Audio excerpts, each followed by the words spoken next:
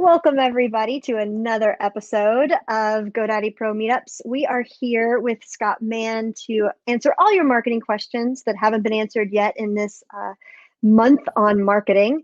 So, Scott, I know that you run High Forge Collective Yep, and you speak at a lot of events, and we have known each other for a long time. But tell the audience a little bit more about yourself. sure. I started an agency directly out of college back in the early 2000s. So I've been in the tech world for about as long as most people have been from the beginning. I'm a tech dinosaur, I guess, in one sense. Um, so I've seen quite a few changes over the years. I started out as a freelancer. I ran High Forge as a solo entrepreneur for about 8 years, working primarily with small mom and pop shops and helping small businesses grow and lead and succeed in the local economies that they were in. And then around 2009, 2010, started getting into the WordPress space and started scaling up the agency and grew that agency into about 20 salaried employees. And we all worked out of an office in downtown Orlando. And we scaled up our client base into larger businesses, medium businesses, and a couple enterprise businesses. And then in 2016, made another change and switched away from the traditional agency model and moved over to what I call, as you mentioned, a collective. And now instead of 20 salaried employees, I have about 60 strategic partners, and I work with other freelancers, I work with other agencies, and I work with solo entrepreneurs to solve problems for our clients. So when a client comes to me with specific problems, I essentially act as a general contractor and put together a strike force to solve those problems using highly specialized and highly motivated people who tend, in my experience, to work better long term than salaried employees did, at least for me. I think I was too nice of a boss. So this new model is perfect for me. I'm an Emmy-winning creative director. I've been certified as a Google AdWords Pro since 2002, probably one of the longest running people in the country being certified as a Google Ads expert. And our agency specializes in a wide range of things because we have such a large collective. But the bulk of our business is in high-end custom branding and WordPress development, Google ad campaigns, social media advertising campaigns, etc. So a lot of things that kind of come up in Q&As like this that, this might give the people listening some ideas of things that you can ask. It's not just marketing. It's also, I do a lot of business coaching and helping freelancers and small businesses solve general business problems as well. How to deal with complicated contract issues and employee issues and client issues. There's more to marketing than just the nuts and bolts of what can be done online. So we can do kind of broad level conversation about specific tactical, measurable marketing tactics, but we can also talk about how to grow business, how to solve whatever complicated problem you're dealing with right now, your biggest pain point in your business. I want to make everybody feel comfortable crossing topics, and there is no dumb question. And to be clear, my background and the reason why I feel like maybe I'm qualified to talk about these things is because I didn't have any mentorship running through all of this, and I made every possible mistake that you can make as I grew the business. I basically climbed up the ladder and then fell down and hit my head on the rung, every single rung on the way down. So I've paid a lot of stupid tax in business in my lifetime, and hopefully that background will provide some wisdom to help you avoid hitting your head on the same rungs by asking some questions today. Well, it looks like we have some questions rolling in. So I'm going to start off as they come in. I'm just going to read them in order. What's the best way to market an e-commerce website? And before you answer that, Julie, just so you know, our entire month focus in March is going to be e-commerce. So make sure you come back for that. But Scott, what is your recommendation for e-com marketing?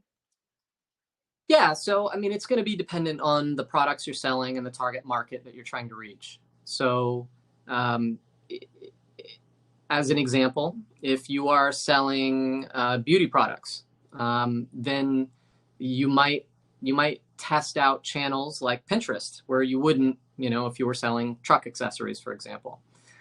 So, really to answer the question, we would need to dig in a little bit on what products you're selling and who your target audience is. You want to find out where your target audience is living on the internet, and those are the places where you want to invest your time, talent, and energy in cultivating relationships and building a sales funnel. She replied with general merch, kitchen and dining. Kitchen and dining. Okay, so home products. There are a lot of different places you can start with home products, but honestly, part of this is also going to depend on your budget, right? If you're working off of a shoestring budget and don't have a lot of money, then you're going to be investing a lot of your time in what I call grassroots marketing efforts. This is joining groups, related groups on Facebook and LinkedIn, places where people might be hanging out, forums on the subject. If you have a modest budget, then you probably want to do some test marketing with Google Shopping ads and with Facebook and Instagram marketing. Those are probably going to be very strong places to get started with a modest budget. What is your thought on, we talked a little bit about Pinterest, but what are your thoughts on some of the tools that exist for Pinterest? One that I happen to know about is like Tailwind, or the ability for automatic sharing to Pinterest from your website with things like Tasty Pens. What are your thoughts on those? Yeah, so I'm not a Pinterest expert. So my social media director, she's incredible. She created the curriculum for UCF and taught that for a number of years, and she runs all of our social media campaigns. But she is really, really good at Pinterest, and really it's relatively straightforward type of an engagement to at least test the market in Pinterest. And it sounds like Sandy probably knows quite a bit more about it than me. So you're welcome to chime in on that one. So one of the things, Scott, that you probably are aware of, that I don't know who all knows me well enough to know, I actually run a Florida travel blog. So our biggest driver for traffic is Pinterest. So one of the tools that we've used that we've seen great success with is Tailwind. So I put the link in the channel. That's not the only one. It's just one that we happen to use and saw great success with. They have like these things called tribes, and so you're able to cross post each other's content based on topic. And so you're able to get a pretty solid lift from that. So just something to think about, something to check out.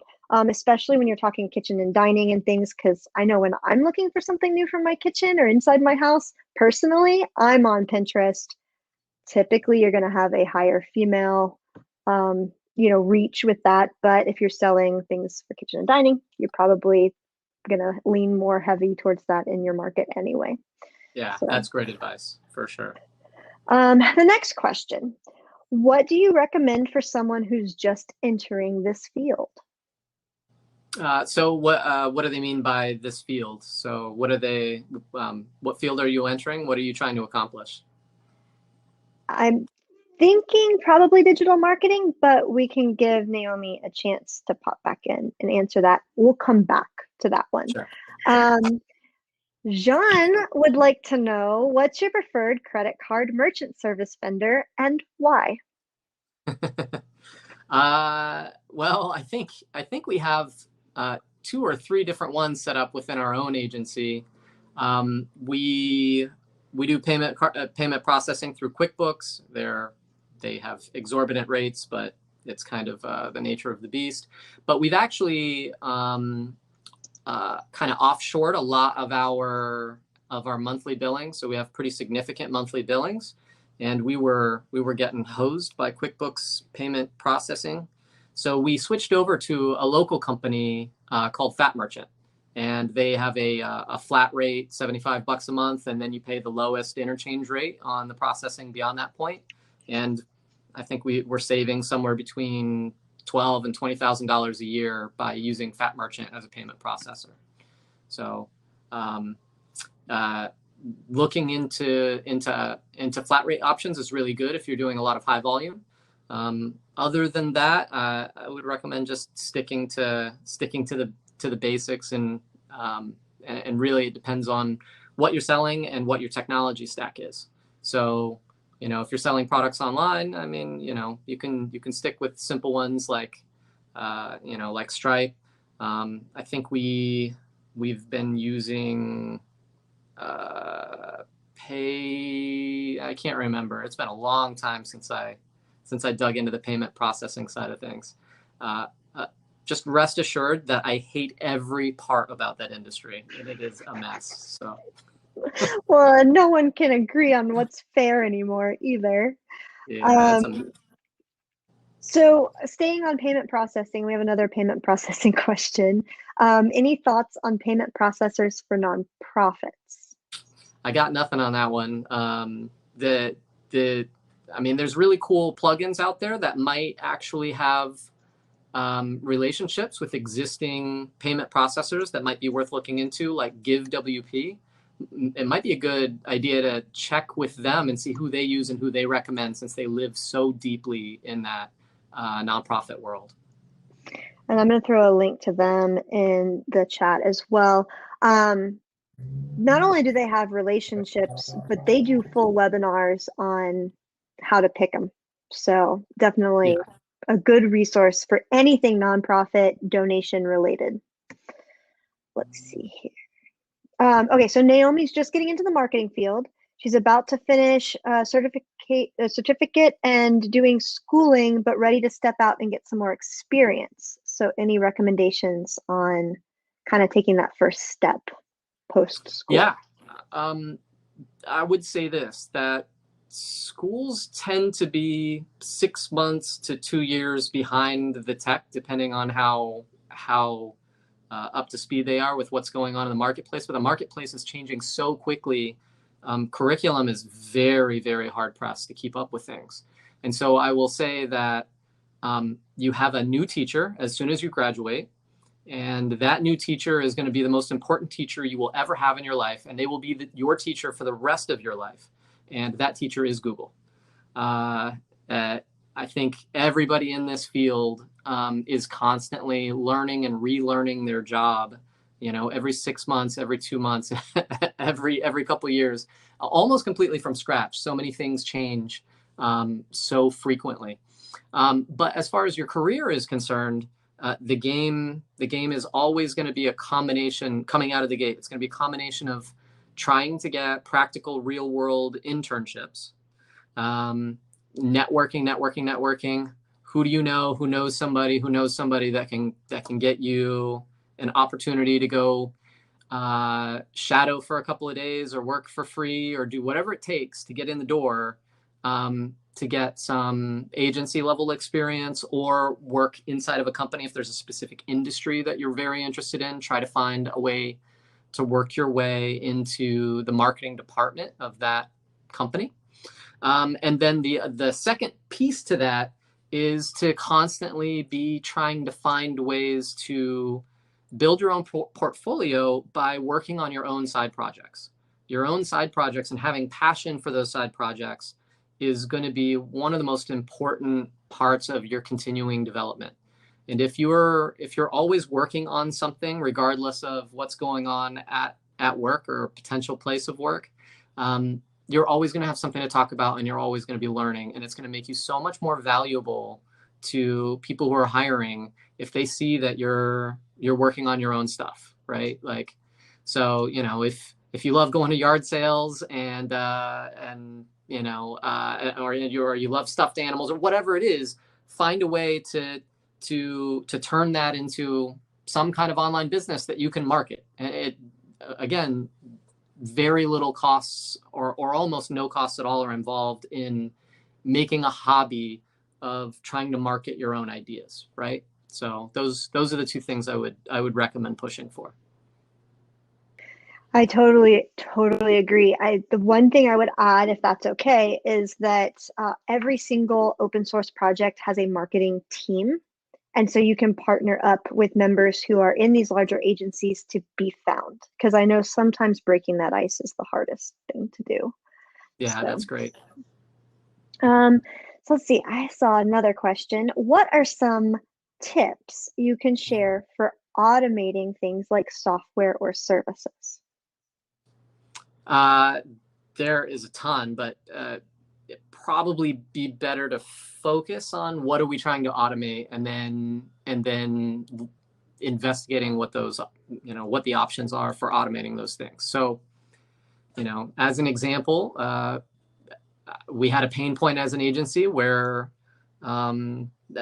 people weren't paying their bills on time. So we used Invoice Sherpa to automate reminders to make sure people start paying on time.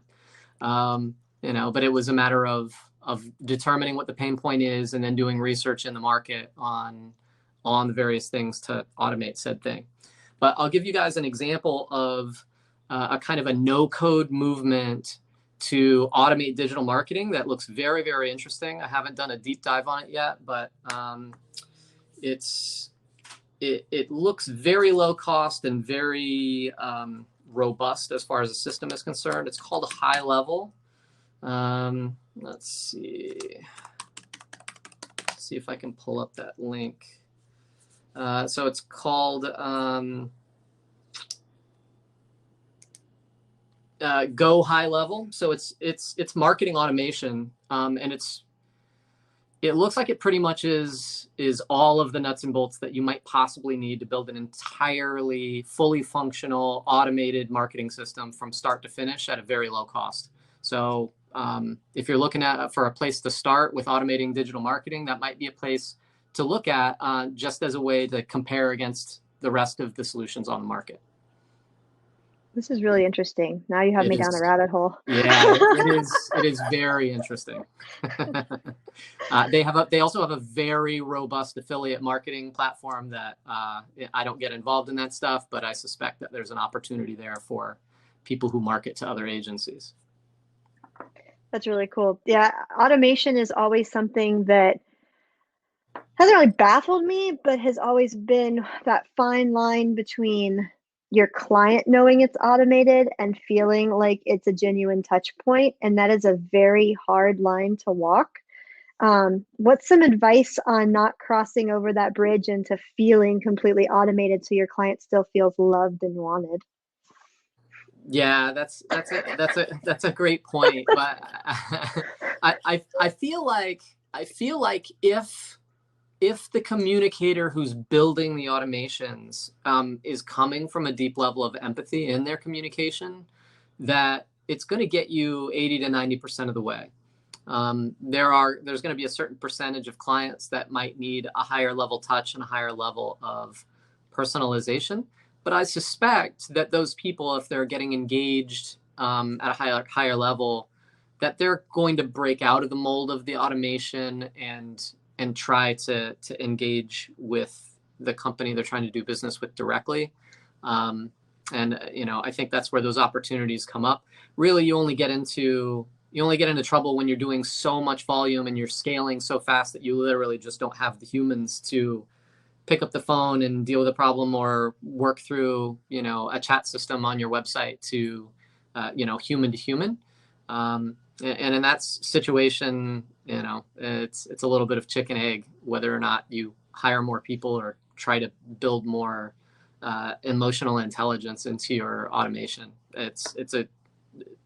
There's no easy answer to that conundrum. Yeah, for sure. So to stay on the same basic topic, Jean said, Scott, you once talked about being personable with your clients. You used memes and emails as responses, for example. Do you still practice that to this day? Hey, Jean, good to talk to you. Speaking of personable people, he's a great model for it. And the answer is yes. I still do some memes from time to time. I've noticed that the busier I get, the less likely I am to take the time to do that. But I have noticed that it does make a really big difference to always look for an opportunity to inject humor into the professional relationship. Humor and personalization, getting to know the people that you're working with is absolute magic. And I'm in a constant coaching mode with my tech team, who the tech support and programming teams are oftentimes robots with clients, and trying to coach them into being more warm and open and asking more questions and sharing more of their lives is a difficult proposition at best. But yeah, thanks for the reminder, Jean. That throwing memes into emails with clients is always good. Just be careful and know your client's sense of humor. Keep it PG until you know them for sure.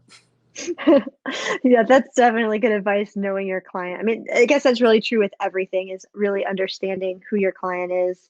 So Julie would like to know she says, I want to learn marketing for her e-com business. What's the best way to learn? On her own, certificate, boot camp, degree? Yeah, I would not suggest spending a lot of money on this. I'm going to go back to what we talked about earlier. Google will teach you everything that you could possibly ever want to learn, absolutely for free. The amount of resources available to you online is astronomical. It is a rabbit hole that will never end, and really, your only mission is to filter out the noise and aim for the high quality content. So there's awesome courses, on numerous platforms, and Sandy, I know you're heavy in the education side. You have any specific ones off the top of your head? I just threw a link in chat. Yeah, Coursera. Coursera is a big one. If you're trying to stay away from code and you're just trying to learn marketing principles, Coursera is going to be that college level course that you would get at a university, that the professors are just taping their talks and their lectures and putting them online. So I think that's probably the easiest, cheapest lift is going to be Coursera. It is not the quickest. I have learned way more from Googling things and articles and subscribing to like marketing blogs and HubSpot's a good one. Yeah. HubSpot's got it down, and they cover a lot of stuff. GoDaddy Garage has a lot, and I know that means I'm technically tooting our own horn, but we bring in outside writers, so it's not just employees and staff that are writing there. We're bringing in industry level experts. So GoDaddy Garage is another. But yeah, there's definitely a lot to offer on the internet. But yeah, I learned way more from Google than I have from necessarily my courses. But sometimes it's nice to be like, I have this certificate. So yeah, especially if you're looking for a job. Other things. It's such a broad subject. The rabbit hole isn't just, how do I market the website? It's learning all the different platforms that will lead traffic to that website. So, in the e-commerce world, you're gonna need to dig in heavily on Google advertising. You're gonna need to dig in heavily on social media advertising and learn how those platforms work. Learn how to target your demographic. Learn how to build avatars for your buyers. These are pieces of the puzzle. But I'll give you guys kind of a really cool hack. Actually, I'm going to give you guys a couple of really cool hacks that I've been using a lot lately in trying to determine top level strategy for marketing our clients. This is both e-commerce and service-based clients. When trying to figure out what search terms to target, Google Trends is amazingly powerful. You know, whatever it is you're selling, hop onto Google Trends and start typing in whatever you can think of that people might search for related to those products. And Google will tell you what everybody's searching for. They will absolutely tell you, they will give you the secret sauce. They will tell you where the traffic is, how much volume there is per month for every search phrase that you can possibly think of related to what you're trying to sell. It's a great starting place for collecting data. And then a more recent hack that we've been using is related specifically to Facebook, because we're finding absolutely just unprecedented explosive growth and ROI with Facebook ads. It used to be we would get more traction with B2C type business, but now we're seeing that, I don't know, Facebook has like reached maximum saturation, because B2B is working fabulously well on Facebook now. And you know, the ROI and is super high. The cost per engagement is super low. And I don't know, we're in some cases we're seeing 10x on our ads, and with one client last month we saw almost 100x ROI on Facebook and Instagram advertising. But the magic, one of the beautiful places to learn, if you're starting from nothing and you don't even know where to start, there is a really, really cool tool. There's actually kind of two. So I'll tell you about two. So let's say there's a business that you think they're really cool on Facebook, and you know that they advertise on Facebook. All you have to do is go to their page. So I'm just going to go to one now so I can tell you what the exact phrase is. So if you just go to any business page, any business that advertises on Facebook, there are some laws, and then Facebook has some specific in-house things to create transparency around their advertising.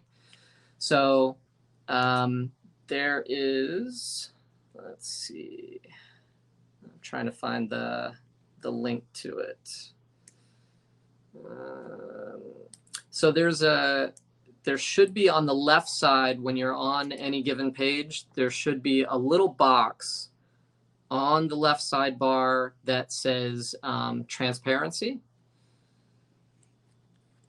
And Scott, I dropped the help article from Facebook in the chat for people of where to find it all from Facebook. Okay. The actual. Okay, perfect. So that so when you go to that transparency, there is a section in there for their ads, and it will show you every ad that company has ever run, and it will give you data on how often they've been running them. So you can see the ones that they've been running the most in that place, those are their most successful ads. And that gives you a reverse engineering mecca to learn from, right? And then, and kind of like a sister add-on to that, for Facebook, there's something called the ad library. So if you just Google the Facebook ad library, and the top organic link is what you're looking for. So it's facebook.com/ads/library. That place it's just incredible. It's the Google Trends, but for Facebook advertising. And you know, if you want to learn, watching what's working in the real world is the best place in the world to learn. So in all of this, we've talked, look at some blogs, read stuff online. How do you know, this is from Beth, how do you know who's giving you accurate info versus hype? I mean, the easy answer to that is look at domain authority, right? Like the brands and services that have a high level of authority are more likely to be the ones to deliver appropriate content that is up to date and is following best practices. When you start getting into these marketers on Facebook who are, they've got Ferraris in the background and they've got this perfect system, that's where you need to start being more careful. Things get really sketchy in the weeds in that place. They're doing the selfie video walking around the mansion that they rented on Airbnb. Yeah, and they are making way more money selling their system to you than they are using their system to sell actual products. That's a good point. That's a really good point. So I have a couple other questions. What is one of the mistakes that you see the most often made by businesses that stands out the most to you in marketing? Uh, that's a great question. I love that question. There's some specific things that I run into pretty consistently, and then there's some more top level principal issues that are maybe a deeper dive into the subject. But um, when it comes to marketing, I think a lot of businesses fail at the very first step. And it's because the first step takes work and investment.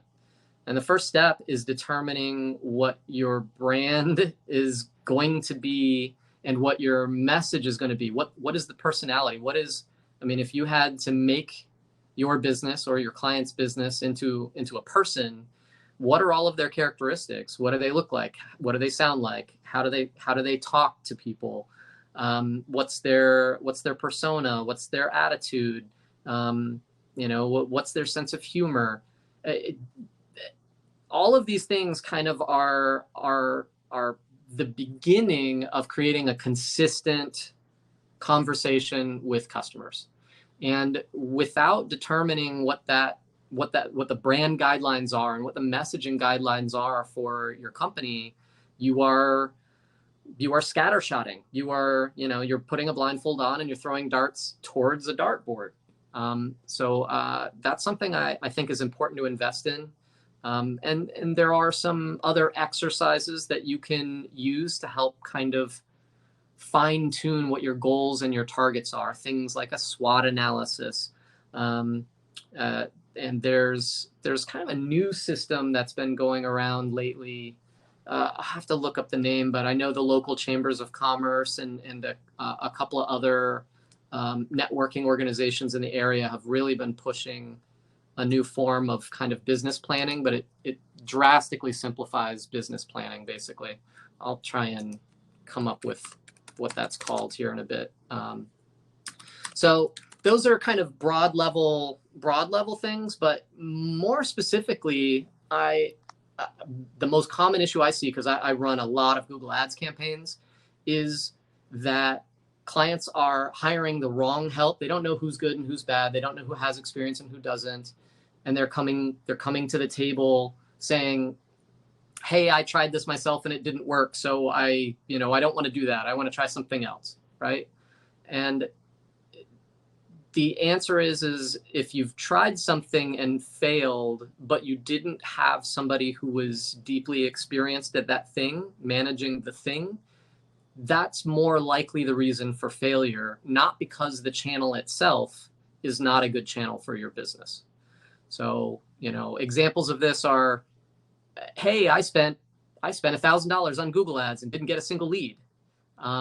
Okay, great, but who set up the ads? Who ran the campaign? And oftentimes I find out, it was an intern, or they try to do it themselves. And without the level of experience required to run those things, you're going to get burned, especially when it comes to advertising online. The DIY method used to be okay because everything was simpler 10 years ago. But today, I mean, the rabbit hole on every single one of these individual channels is deep. If you want to create a name for yourself, I would actually recommend that you pick a channel and highly specialize in it before you try to make yourself into a generalist, because you'll be so much more valuable if you're really, really good at one channel in the beginning of your career. So hopefully that's helpful. was it the lean business model canvas that you were looking for as the more simplified process? That sounds right. Okay, Right. so Lynn put a link to it in the chat. Yeah. I've got a whole bunch of emails on that subject. Yeah, from local business leaders. So Yeah, Okay. that is definitely the one. I did a little bit of research into it. It didn't exist when I was building my business, or at least it wasn't on the radar. So I don't have deep personal experience with it, but I've heard really good things from a lot of people about it. So talking about all of this, I'm sensing a theme, and that theme is consistency. Would you say that whatever you're going to take a step into or attempt, that you need to take consistency into account with it? So, like, I'm not going to commit to doing a blog unless I can consistently write on the blog, et cetera, et cetera. Yeah, that's a yes and no. In the beginning, when you're first starting something up, it's okay to dip your toes in different areas as you learn yourself and you learn what you like and you learn what platforms you enjoy working with and what platforms you are getting some level of initial engagement. There's that piece of it. But then the other piece of it is if you don't stay in a place long enough, people don't have time to congregate around you. So, uh, but at the same time, a solo entrepreneur or freelancer who's just getting started, you don't have enough time to be good at all the things. It's not an option. So this kind of goes back to my initial recommendation on research, which is figure out what you're selling, figure out who you're selling to, and then figure out where those people are most likely to be, and then focus all of your efforts on those 2 or 3 channels and deep dive in those and stay with them. But on the same token, technology is constantly changing, so don't ever stop learning the newest platform. Jean's actually a really good example of this. He is like jumping headfirst into Clubhouse, and that is, that's part of working in the digital marketing world. You are always going to need to test and play with every new thing that comes out that reaches zeitgeist level awareness. So be aware that's part of your job. And when you're looking at a new project, how often are you iterating with this experimentation out of the gate? Is it something that you're looking at it on a daily basis, a weekly basis, a monthly basis? And do you set internal markers going into it? Like, I'm just going to use a bare example of, if I wanted to see a 10% lift in my blog traffic so that I can potentially later add ecom to it, at how often are you checking that lift to see if you've hit that goal? If that makes sense. Uh, every month I do a deep dive. If I'm trying something new, I'm trying out new ads, or I'm trying out a new email drip campaign, or I'm trying out running some pins on Pinterest.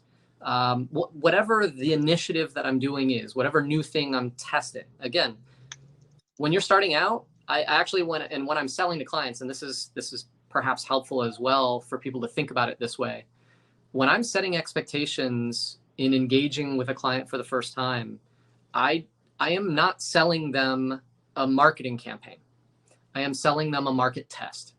We are going to test your market based on the services you have, the assets you have, whatever is in place at this given moment in time. And if there are holes, we may recommend filling in some holes before we get started. But at the end of the day, we're doing a market test. And so I'm using that term often in an initial engagement instead of marketing campaigns or marketing retainers or whatever. I'm saying market test. And usually those market tests will run 30 days, 60 days, 90 days, sometimes a little bit longer. But that's usually about how long a market test is, depending on how many channels and what channels we're doing.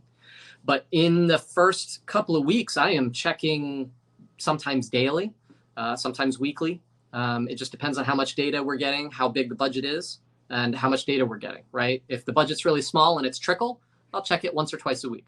If the budget's larger and we're getting a lot of data at once, I am checking and tweaking daily until I feel confident that we're getting a positive ROI. And then I will kind of take my white knuckle grip off of the steering wheel very gently and start spacing out those check-ins further and further out as the results get better and better. Does that make sense? Makes total sense. Thank you. So Jean also said, speaking of wearing all the hats, what words of wisdom can you offer for delegating responsibilities? I know delegation can be one of the hardest things that we all face. Yeah, for sure.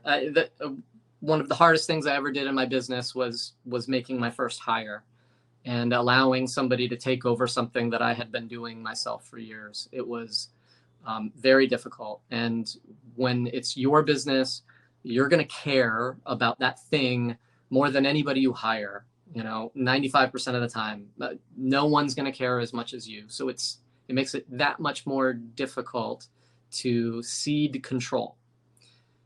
But I will say this: what is more damaging to your future? Is it giving up some control and maybe that person making mistakes or not doing things to the level of quality that you require? Or is it you will never make more money than you're making right now, aside from maybe raising your hourly rate for the rest of your career, right? You can absolutely have a great lifestyle business or be a digital nomad or make enough money to pay your bills and whatever the case may be. But if your mission is to scale a business up and potentially sell it one day for a significant amount of money, then it is an absolute requirement that you learn to hand over the reins and trust the people that you're hiring. So that means constantly improving on your process for filtering out people who are not going to be a good fit for you. And honestly, part of that is trial and error. Hiring and firing people is one of those big hats, as Jean said. That's a very big, very important hat if you're trying to grow a business. And that is gonna become a part-time job, maybe a full-time job, you being HR. So that means doing detailed study on how to conduct interviews, how to test people, how to make sure that they're a culture fit, how to make all of these things come into alignment, knowing that even after you do all of that, once somebody's on your team and they're doing the work, it may or may not work out. So, it all comes back down to, you have to fire fast. That is the hardest part of what I see most startups. The business owners will hire, hand over the reins, and then constantly try to foster and mentor somebody who was actually never a good fit for the job. It's a lot like dating. You should know within 1 or 2 dates whether this person's going to work out. And you need to trust your instincts, and you need to pull the trigger fast if your gut is telling you it's not going to work out. Think about it like dating. Like, you might spend the rest of your life with this person. Does it feel good after a couple of days working together? If it doesn't, pull the ripcord. And in fact, set up your business model that way. One of the things that we used to do when we were hiring internally, we would set expectations that the first 2 weeks were a trial. We're not hiring you. We're bringing you on board for 2 weeks for a trial. At the end of that period, if it's not a good fit, we're going to pull the trigger. And oftentimes we would pull the trigger much faster than that. So that would be the only way to look at it. That is a terrifying experience to cede control, but you cannot grow and you cannot win unless you learn to do that. And when you get the right person in place, your job is to trust them and get out of their way so that they can win. And if you're doing that well and you're a servant leader, your company will absolutely thrive. So you have literally done it all. You've been the freelancer, you've moved into the agency, now you're doing the collective thing. Is that a cycle that you think all businesses may make, or is that something that it just made sense for you and where you were in your life path?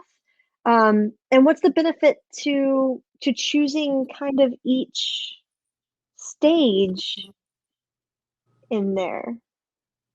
Yeah, I think partially it's very personal, the path that I've taken, but on the same token, I have met a pretty incredible amount of agency owners who have either followed in the same path or are in the process of making the same transitions that I've made. And oftentimes I find myself coaching business owners, agency owners who are burned out on running a big team, and are trying to figure out what the next thing is, what the next chapter is. I feel like moving into this collective model was perfect for me. It may have in fact saved my life. I was deeply, deeply burned out running a large team. And I found out that that's not my strength. My strength is not being an HR person all the time. And to get to the point where you can bring on a high level HR person to do all the hiring and firing and training for you, that's a lot of sleepless nights for a couple of years to get to that point. And I think I reached a point where I don't have the energy to do that anymore. And I am super excited to live a life where I'm not attached to an office anymore, and I get to work with adults every day who are self-motivated. And that's been a really, really big game changer, was finding always being on the hunt for people who are self-motivated, people who are already successful working with clients on their own tend to work very, very well when I bring them more clients without me having to do any legwork at all. That's almost always been the best way for me to vet working with people, is are they sustainable on their own without me? Yeah, and I feel, just from seeing it from the outside at different events and things like that, I feel like you can't really hire an entrepreneur because they're an entrepreneur. They don't want to be hired, but they're the best at what they do. So why not partner up and use, their own collective power together to make a better offering across the board? So I Yeah. definitely see the path there. I honestly feel like this is the future of small business agency life. I feel like this collective model of, we're 8 different businesses solving 8 different problems, but we're all working together, and whichever one of those businesses brings in the lead takes point, but everybody contributes and they're all named partners, right? It's not this fake white label, everybody's hiding underneath the hood. It's, no, we're a group of superheroes. We're each our own superhero, and we are here like full on Justice League Avengers for you. That's a really good way of putting it too. Well, we are nearing the end. So if you have any final questions, pop them in the chat. We've got about 9 minutes left. Something I try to ask most of my Q&A guests is, what are the top 2 books or blog articles that you would recommend for someone to read this year when it comes to things like marketing?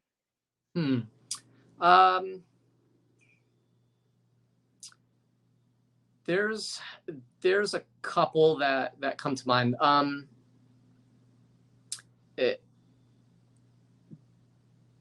I would say, and this book kind of covers all of the things. It's very nuts and bolts. How to build and grow a business. There's a chapter on marketing. There's a chapter on sales. There's a chapter on hiring. There's a chapter on delegating. It's a very nuts and bolts book. It's one of my favorite business books. It's called Entree Leadership by Dave Ramsey. It's a little bit, it's different than most business leadership books, because most of them are very theoretical and very pie in the sky, or they're just like hyper specific scenarios that rarely you're going to run into yourself. But Entree Leadership is absolutely practical for a freelancer, for a small business, for any growing business, even medium-sized businesses. It's super practical and very measurable in its approach to solving problems. So that book is highly recommended. And then one that the next piece is, I recommend the Tim Ferriss podcast. It is all over the board, a million topics. You can kind of skim through to find the ones that are on marketing and the ones that talk about business and business growth. But they're really deep dive podcasts and interviews with some of the biggest leaders in the world in this space. So if you jump in there and type in marketing in his podcast, I think he's got like 500 episodes now, and they're all like an hour long. The amount of powerful content in there is off the charts. Awesome. Awesome. Okay, let's see. I got a bunch of messages in here. Tim What was Ferriss, the Lynn was asking. Okay. Yeah, and that's spelled F as in Frank, E-R-R-I-S-S.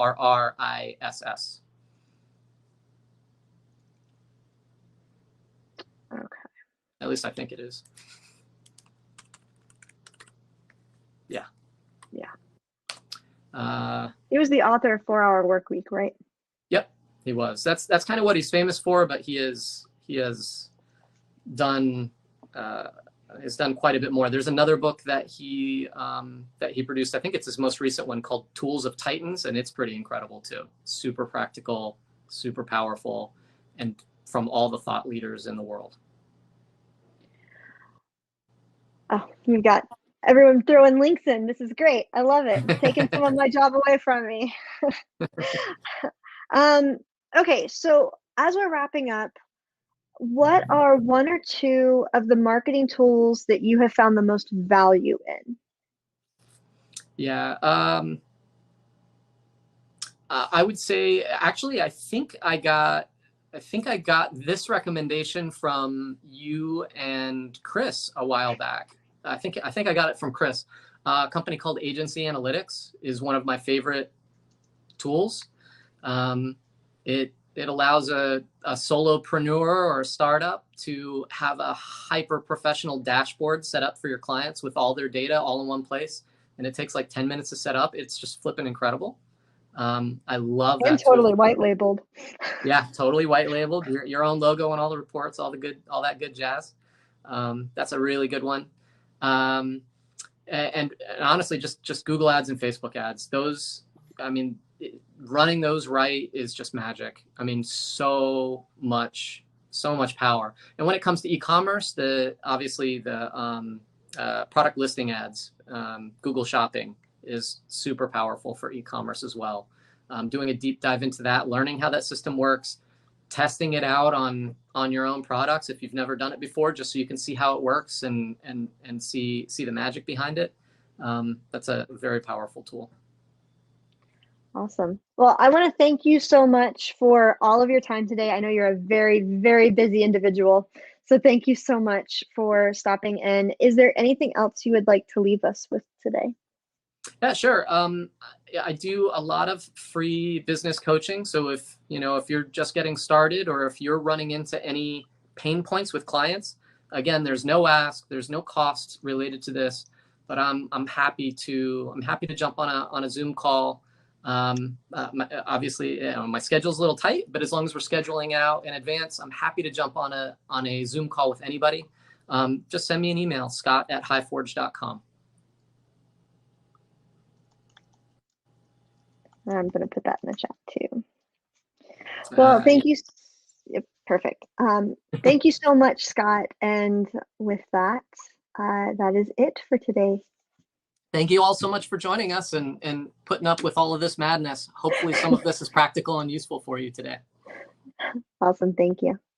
Thanks, Sandy. You rock.